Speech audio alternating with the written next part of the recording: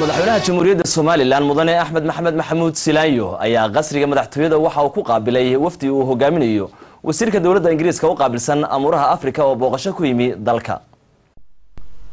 kulankan uu madaxweynaha jamhuuriyadda Soomaaliland qasriga madaxtooyada kula yeeshay wasiirka Afrika u qaabilsan dawladda boqortooyada Ingiriiska Mr Henry Blingham oo ay ku yeelinayeen wasiirka wasaaradda arrimaha dibadda wasiirka madaxtooyada iyo la taliyaha gaarka ah ee madaxweynaha ayaa uu madaxweynaha jamhuuriyadda Soomaaliland wasiirkaasi iyo wafdigiisaba uga waramay xaaladda siyaasadeed tan dhaqaale iyo nabadgelyo ee jamhuuriyadda Soomaaliland waxaanu si weyn uga mahad celiyay doorka ay dawladda Ingiriisku ka qaadato horumarka kala gedisan ee ka socda dalka. madaxweynaha jamhuuriyadda Soomaaliland waxa uu si mug leh uga waramay hawlgallada la xiriira iskaashiga horumarka ee ka dhaxeeya dawladda Britain iyo Soomaaliland oo saameyn weyn ku leh adeega shacbiga Soomaaliland ee ay ka mid yihiin caafimaadka, waxbarashada, cadaaladda iyo nabadgelyada oo ay gargaar dhaqaale iyo mid farsamaba ku bixiso dawladda Ingiriisku. sidoo kale madaxweynaha jamhuuriyadda Soomaaliland waxa uu tilmaamay in uu aad ugu faraxsan yahay sida ay dawladda Ingiriisku u ballaarinayso una kordhinayso dhaqaalaha ay u qoondaysay horumarka Soomaaliland. waxa kale oo madaxweynaha jamhuuriyadda Soomaaliland uu ku dheeraaday qorshaha xukuumadda Soomaaliland ee mustaqbalka lana xiriira ka mid dhalinta baahida aasaasiga ah ee shacbiga Soomaaliland iyo adkeynta nabadgelyada qaranka Soomaaliland. wasiirka arrimaha Afrika ee dawladda boqortooyada Ingiriiska oo isna halkaasi hadal ka jeediyay ayaa ku ammaanay shacbiga iyo xukuumadda Soomaaliland badalka ay ugu jiraan horumarinta noloshooda, sugidda amniga iyo wada shaqaynta wanaagsan ee ay la leeyihiin beesha caalamka. waxa kale oo uu sheegay wasiirku in la gaaray xilligii laga midho dhalin lahaa iskaashiga ka dhaxeeya Britain iyo Soomaaliland.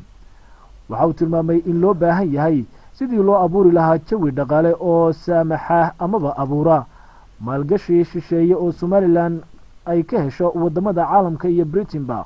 ugu dambeyntii Mr Henry waxa uu ku dheeraaday sidii ay Soomaaliland iyo Britain iskaashi uga yeelan lahaayeen nabadgelyada mandaqada Geeska Afrika, la dagaalanka burcadbadeeda iyo argagixisada.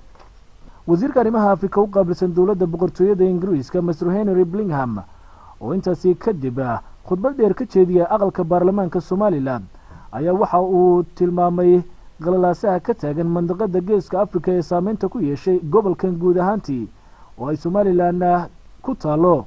Mr Henry Blingham wasiirka arrimaha Afrika u qaabilsan dawladda boqortooyada Ingiriiska waxa uu sheegay in Ingiriisku ay ku dadaalayaan inay gargaar u fidiyaan badbaadinta nolosha in ka badan 2 milyan oo ruux kuwaas oo ku dhaqan mandaqada Geeska Afrika. Mr Henry waxa uu tilmaamay in ay Soomaaliland hirgelisay doorashooyin kala dambeeyay oo si xor oo xalaal ah u qabsoomay kuwaas oo ay ku mutaysatay in ay tusaale u noqoto dalal kale oo dunida ah kuwaas oo ku fashilmay kuna guuldaraystay in ay xilka la kala wareegaan. waxa uu tilmaamay in dawladda boqortooyada Ingiriisku ay soo dhaweynayso waxqabadyadii ugu dambeeyay ee dawladda Soomaaliland oo ah ayaa uu yiri in ay wali ka shaqeynayso sidii nabad loogu soo dabaali lahaa dadweynaha bariga Soomaaliland. waxaanu ku ammaanay xukuumadda Soomaaliland dadaalka laxaadka leh ee ay kaga jirto la dagaalanka argagixisada iyo burcadbadeeda. And most importantly, the will of the people. You can achieve the long-term peace and prosperity that Somaliland and this region rightly deserves.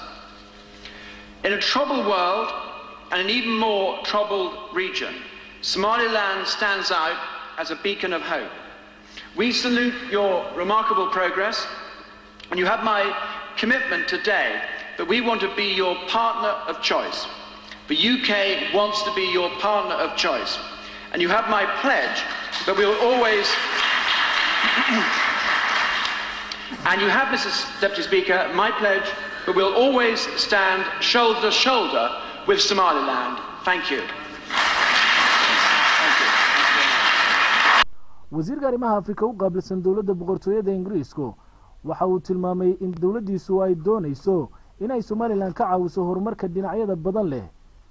waxaanu sheegay in boqortooyada Ingiriisku ay danaynayso in ay Soomaaliland u noqoto wadan ay dooratay in ay si gaar ah uga wada shaqeeyaan arrimo kala duwan isla mar ahaantaasina ay garab gasho oo ay hiil iyo hooba u fidiso